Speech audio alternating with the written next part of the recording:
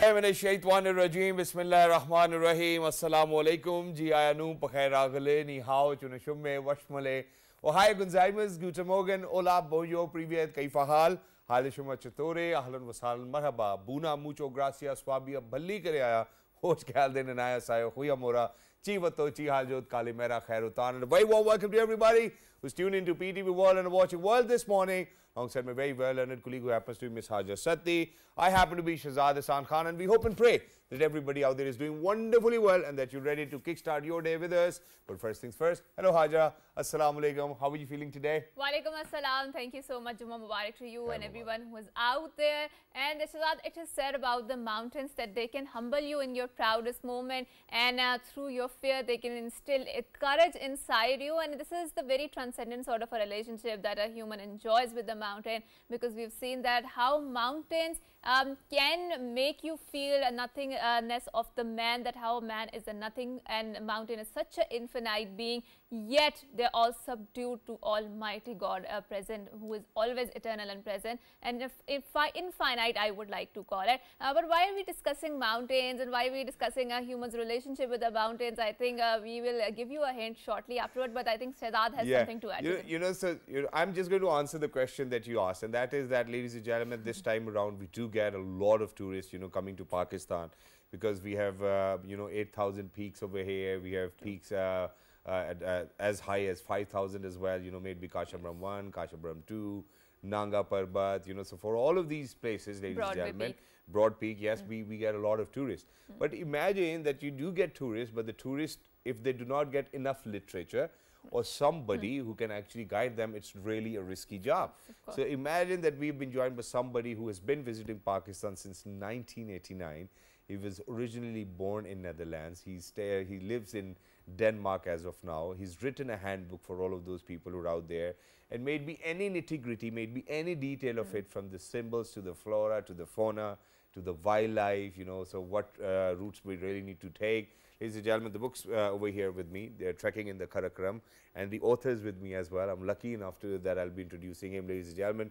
He happens to be Mr. Bart Jordan's. Hi, assalamu alaikum. Good morning. How are you feeling today? Walaikum assalam. Very good, thank you. Welcome to our show, Mr. Jordan, and I think Mr. Jordan have been on our show before, and we would like to ask him and explore that what is written inside the book, because there are lots of tourists who would like to do their homework and their research first before going on to the destination, because they want to explore it in their entirety, the area, the terrain, the landscape, the topography. So, Mr. Bart Jordan, what inspired you to write such a book? Well, first of all, I think it's important that we have an update book about what is happening here in Pakistan, how to get here, how it's safe to travel through the country, and how it's safe to get out of it again. Right. So that's the information which should be in the book. And then I've described 4 tracks. Of course, the country's got like many, many more tracks you could describe. But I was allowed from the publisher only to put in 4 tracks, otherwise the book would get too thick, and people couldn't carry it in the pack. So it won't look like a handbook, right? Yeah, that would be more than an encyclopedia or a dictionary, so it was going to be too thick. So there's 4 tracks described in the book, but also all the information you need for how to get to Pakistan, what to do, what to prepare, what to bring. The visas, the preparation, all of those things. It's wonderful.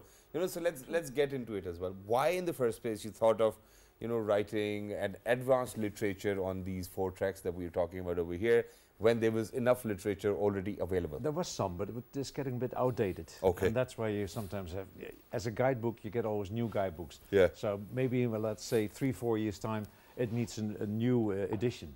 So sure. So why do we need new editions? Are the tracks changing? Things change. I mean, there's roads being built, bridges being built, bridges going, whatever, so you need an update on that.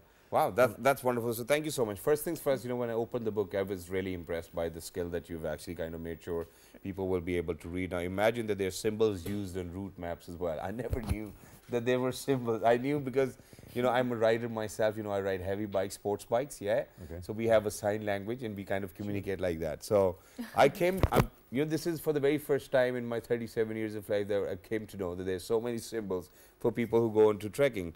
Imagine that there's one for route, alternative route, start point, finish point, start, finish point, route direction, glacier, woodland, urban areas, regional borders. There's so much more in this book. It's like a comprehensive, detailed information about that. So while we are at it, let's talk about the contents of the book as well, because they're really interesting. So climate and trekking seasons. Let's get started with that. Well, we know in Pakistan there's certain seasons where you shouldn't be here, like in the winter. It's going to be too cold or too much snow. Yep. And that's, of course, what So you have is to this the explain. perfect It's the season? summer. Yeah, the summer is the best time here. The monsoon, well, it's actually, of course, now hitting Islamabad and Pakistan, like in Lahore.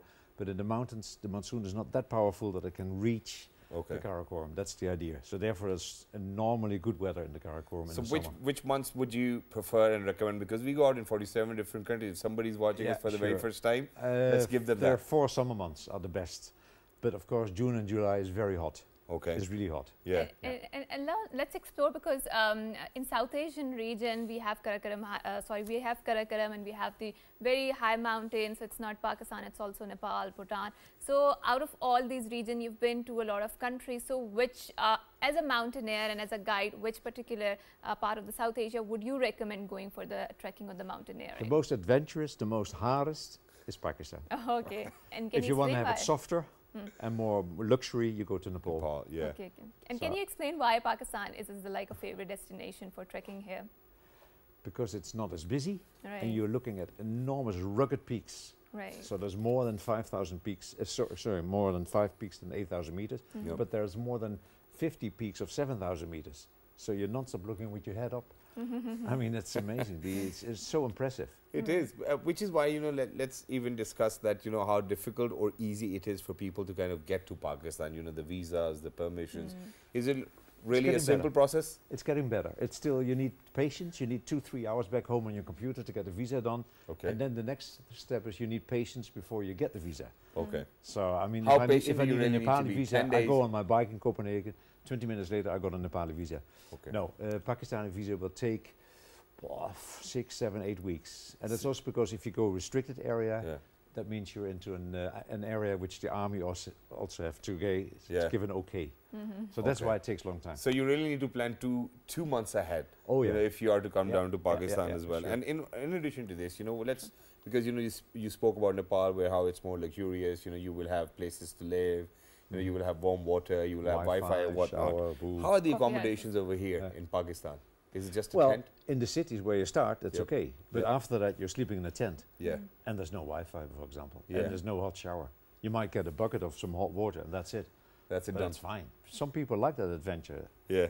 It's more And- basic. And I think that's a very interesting conversation that we are having. But when we are talking about the mountainous areas, I think Shahzad has been to there. I've been there, and that's a very different culture from rest of the Pakistan, right? And in terms of if we navigate through the culinary landscape of Pakistan, so what would you describe to the people out there who want to come here and really are fond of mountaineering and trekking? And as a guide, what would you recommend?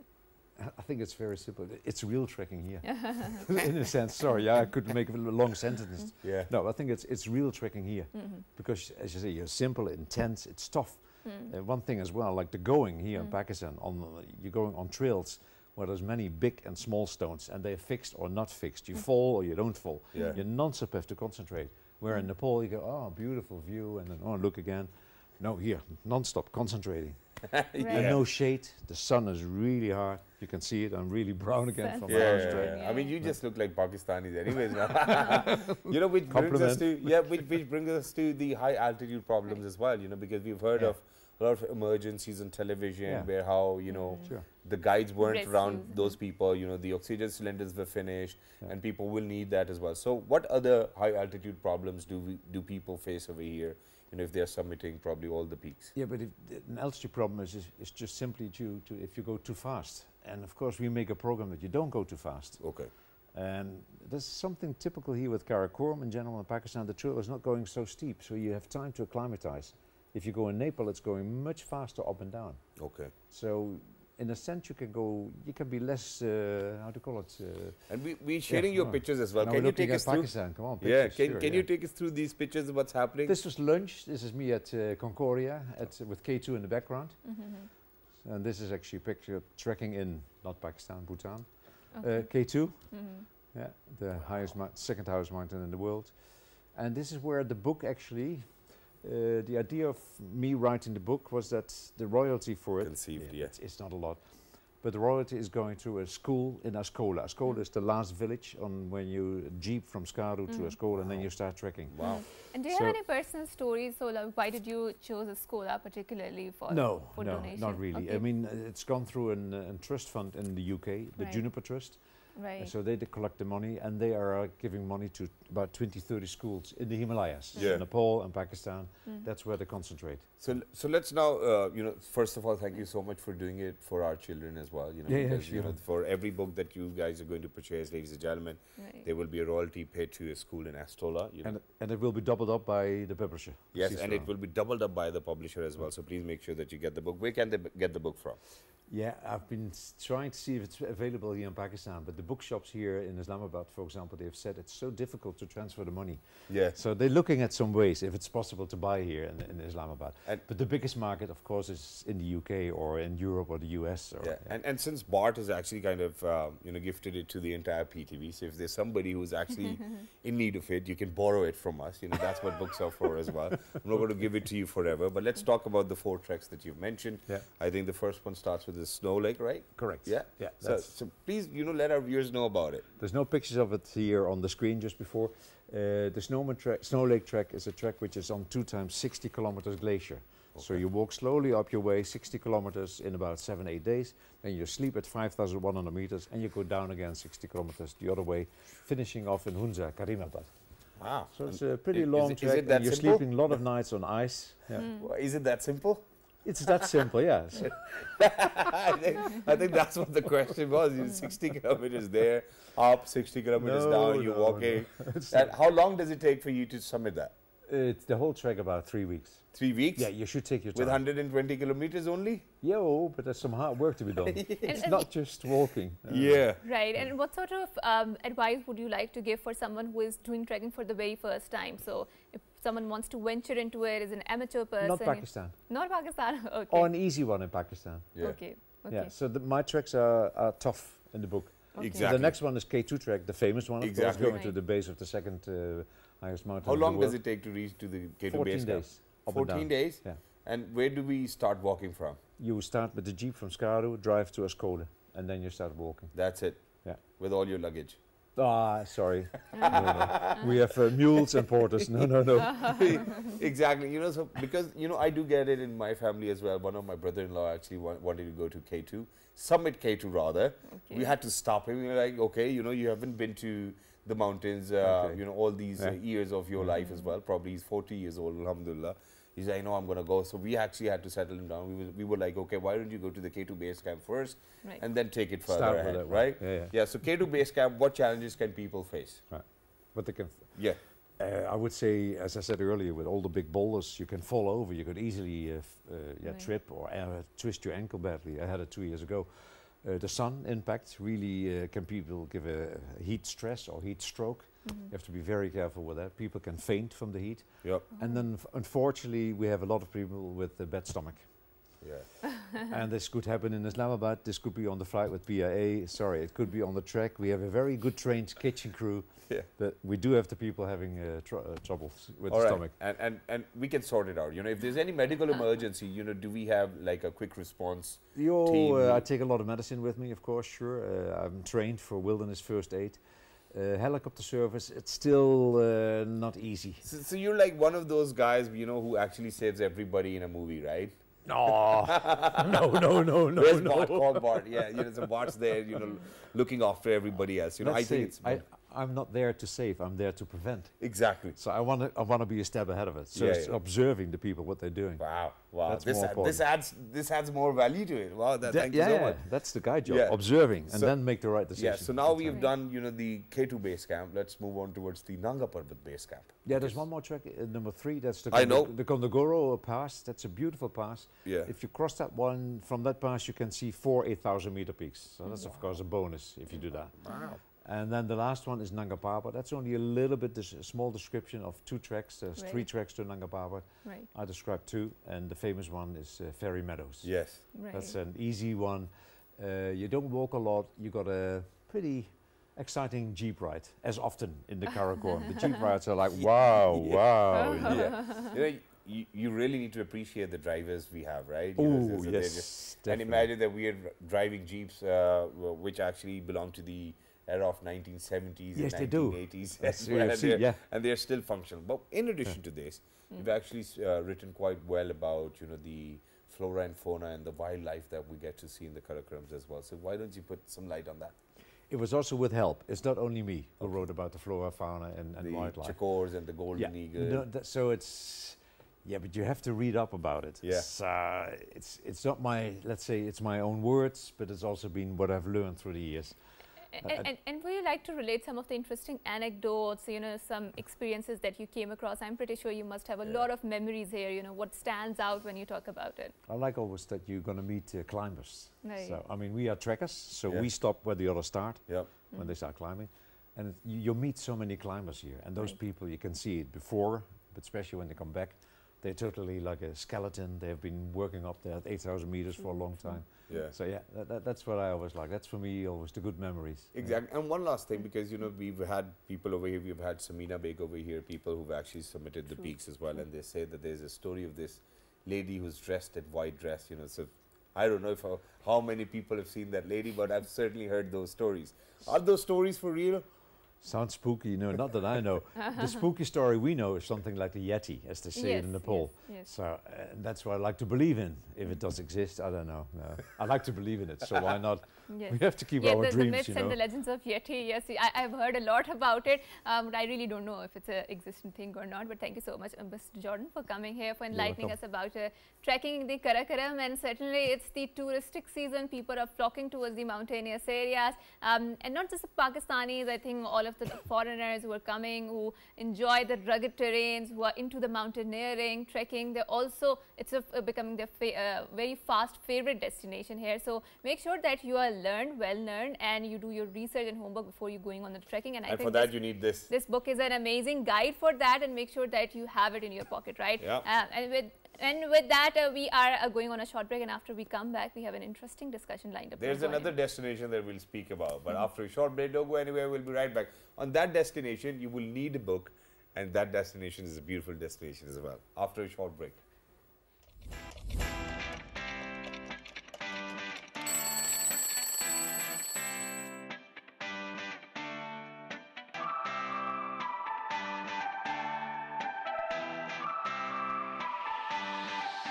Right, ladies and gentlemen, welcome back. Thank you so much for staying tuned. And earlier we were in conversation with Mr. Bart Jordans, who's actually wrote a comprehensive book about people who actually want to go trekking. There are 4 treks which are mentioned in the book. Now, ladies and gentlemen, as we said before the break, that we will be talking about another destination, and you will require a book over there, because a lot of students have been going to Germany. Well, Germany we've never heard of. We've heard of people going to UK, Canada, US, Australia, but Germany, and that to 6,000 more students have been sent by a lady who's sitting with us.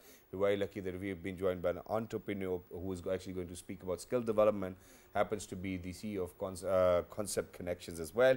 She is Ms. Iram Khan. Hello, assalamu alaikum. Good morning. Walaikum salam. Thank you so much. Thank you so much, Ms. Iram, for coming to our show, and it has been pleasure. And we've seen that, for example, from Pakistan, people usually prefer going to the English-speaking countries because of the language. I mean, more ease in the language, right? But Germany is offering the skilled labor because they are facing the dearth of that, and they are facing the visas for that. So why should one go to Germany? Please explain us in the detail. And secondly, what sort of opportunities are there in terms of acculturation and all of this stuff? Okay, thank you so much for just inviting me in your morning show. And first of all, I just want to speak a little bit English, German, Deutsch. So we will start. Sure. Meine Name ist Iram Khan. Ich bin CEO and Gründung von Concept Connection, and ich wohne in Islamabad. Ich bin Shazad Khan. Ich bin Hajra Sakti. No. I'm just starting my German Deutsch language because so people will understand that Deutsch language is not so difficult, and why the German is really important, because it's the heart of the Europe. It's important for the employment as well as the economical condition and political condition very bad. And it dominates all of Europe exactly as well. And very important the point is that which I felt since 5 years in Germany, that they respect green passport. Oh, really? My passport, my That's Pakistani passport. Coming this is the thing really important for me. Right. And secondly, full of employment over there, full of industry over there, all over the Germany. Not either in the city or, as well as the town city. The only thing you need to be a skillful person and should learn a little bit Deutsch and then go and just start so earning. let's get started with it. You know, you've sent 6,000 more students to you, different public institutions and universities in Germany. What are the prerequisites, and you know, what skill do they really need to have to themselves to kind of end up studying in Germany? There are the two options over there. One is going for the bachelor's and one is going for the master's. And there's a third one as well. PhD. No, going for the marriage. If that's the option. They will get. There is all PSA. You know, there's a lot of a Pakistan society over there, and all the open marriage bureaus over there. There's a lot of Pakistani females over there. Let's come down to the topic. So either go to the bachelor's or the master's. They have to learn the Deutsch first. Okay. At least 2 or 3 levels, A1, A2, and B1. And secondly, they must have a good percentage. This is a reason. And the IELTS. Once I just take it out in front of any master's and bachelor, you have to pass IELTS with a C1. They died. So anyone who is not willing or probably does not have the capacity to learn the Deutsch language, do you think that the universities will still entertain them? Yes, because the 18,000 English courses over there. So that's why I said that IELTS is compulsory. Okay. And Pakistani, if you say that you have to pass IELTS, the silence. They need for another person to kind of I think one of the advantage over going to Germany is because the public universities are free of cost, right? So if you're going there, so you do not have to pay the tuition fees, which is such a huge amount. Really? Yes, the public universities are free, not the private one, right? So I have to make the demarcation here. So Ms. Iram, now let's talk about the education there and the opportunities there. And when someone is moving from Pakistan to abroad, obviously you're going to a different culture, different society. What sort of challenges or opportunities do you think you will face in that society in terms of acculturation, right? Because you have to integrate yourself in a different culture, in a host culture. So how does that unfold for you? First of all, I just said to you that you have to learn Deutsch, because if people are just speaking Deutsch, if you don't know the German, can you survive there? No, not at all. You have to learn from the Pakistan. There is a lot of a very good institution, Goethe Institution, and also we are a company also giving the German language classes. So I'll also always prefer you have to learn. If I passing my B1, then everyone can pass it. And the first is Deutsch, and then in culture, I saw in Germany there's full of ethics. Right. And they have a lot of ethics. They really like honest people, straightforward and hardworking. But if you don't know German, you cannot even go and get grocery for yourself as well. You know, so that's something. In cities you can. Cities people are speaking English. I've been to Germany and I've seen that they love speaking German. You know, so if you speak English until and unless they're like very comfortable with you. In Berlin, people do speak English. Berlin and Munich, but you have to speak like little. They said if you want a grocery, du Sprache English, then they just start the English. Well, I mean, you have to speak a little bit of German to get them. You know, come on, aajo jara thoda sa. Haan ji, du Sprache English, yes, English.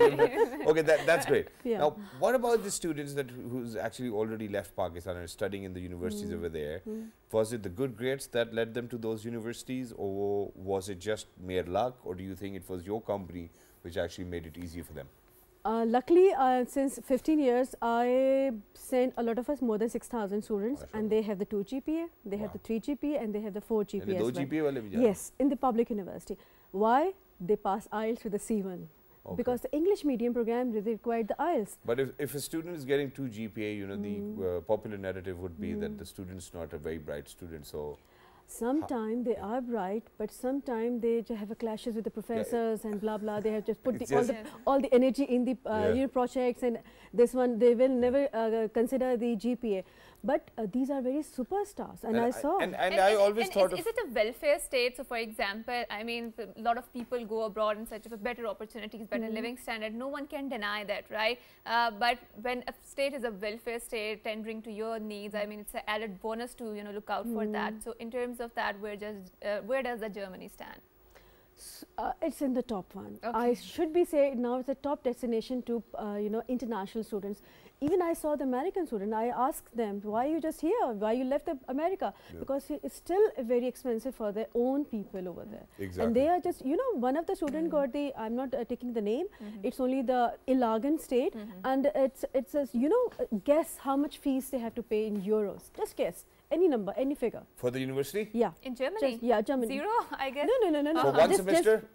Let me make the whole year. The whole year? 6,000. 6,000 euros? Yes. No. It's only 72 euros. That's it? That's it. I was And he has the 72 euros in the pocket. Oh, that's wonderful. And you know, there's one more interesting thing as well, and that is that, you know, so I was visiting a friend over there who's an engineer. He works for, General Motors. He works for, yeah, sorry? BMW.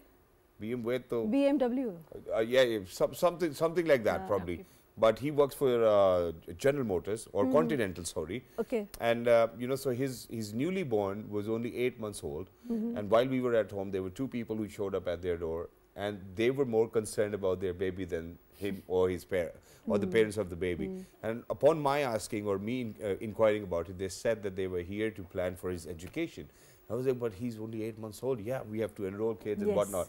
So that's how concerned they are. And they say that the children over there in Germany are actually the government's property. It's not the parents' property as well. So that's how well they're doing it. Now let's talk about, okay, the students have gone to Germany. Now they've learned the German language.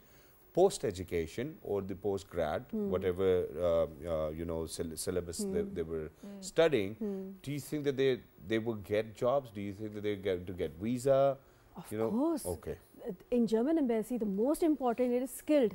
The number 1 is a master's and number 2 is the postgraduate PhD peoples. And here in the Pakistan, it's a lot of PhD people over there and they have a good thesis. Yeah. I saw one of the thesis cyber security, one of the person who got this full scholarship in the Germany, and now he's doing a lot of work for the cyber security in Germany. So if the Pakistani people have the good thesis and they have the good background, they will get the valuable worthful in the Germany. So it is really good. So let me ask you, it is good, and thank you so much for this piece of information, because my producer Hasnan is actually very skilled. Do you think that he has a future in Germany? Of course. Do you know what his skill is? Yeah, वो दिल बड़ा अच्छा चुरा लेते हैं लोग. Then he will be the super duper hero over there. Super duper hero. And I think let's talk. That was on the lighter note. But now let's talk about what are particular clusters of the skilled labor which Germany requires the most. For example, in Canada, my husband was telling me that they require doctors there, good doctors, because there's a dearth of doctors there, right? So it's a conducive time if you're a doctor and if you want to apply to the Canada, so they're going to accept your application. So as for the Germany, which is that particular cluster area in the skilled labor force that they require? Number 1 is IT. Okay. Number 2 is nursing. Wow. They require nurses, male and nurse. And I have to include that there is no age. There is no age required. Okay. That's a very good thing. And number 3 is the engineer. Any kind of engineer, and number 4 is a business, and number 5, like me, I'm a counselor and also a fine artist. So the top is the IT and the doctors and the nursing. This is the most requirement, and more than 30,000, more than 30 lakh people required in the Germany. So it is a very good time. Those who are looking for the skilled, and they have to go. And I think we have plenty of engineers because our universities are churning out plenty of engineers, and our parents are somehow very attracted to this particular field, either medical or engineer, right? I mean, again, that's a very good opportunity. But now also let's talk about region-wise, right? So Berlin and Munich, they are metropolitan cities, and where you can easily integrate because if you know the English. So also talk about the clustered areas or other particular regions. So which region would you recommend if you want to go to IT, which is the particular area or region? And then, you know, if I want to have some sort of area where there's a, like, I'm coming from a very communitarian sort of family background, right? And in the Western culture, it's very individualistic sort of an area. So how's the culture there? I mean, what region would you recommend me if I want to go to communitarian? See, there is a 16 states over there. Okay. Right? And a lot of cities over there. So if we just talk about the Berlin, Munich, Hamburg, Frankfurt, these are the main cities where everyone attract that we have to go.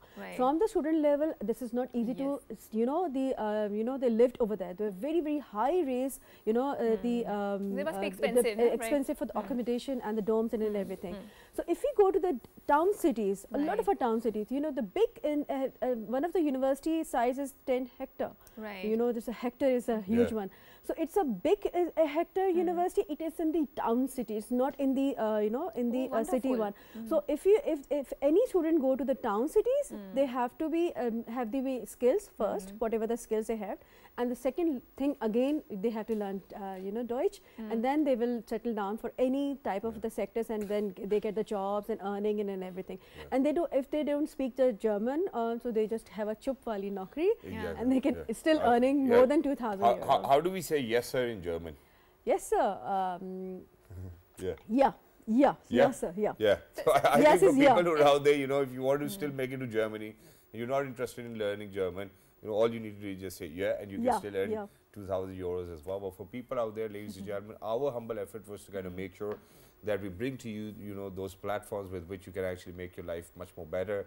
There's been a lot of debate on brain drain. Me and Haja, we are on a very different page over here, where we think as of now, you know, to capitalize or at least on one resource, which is human resource, we really need more people to be going out and you sending us more money, you know, in terms of remittances. And I think just to chip in into the conversation, one good thing about learning German is that your English language, its base is the German. So it's very easy to learn because there are lots of common words that we have borrowed from the English and the German. So make sure that you have a new skill, and there are lots of courses that are being offered inside the Pakistan, and it's always your added bonus, right?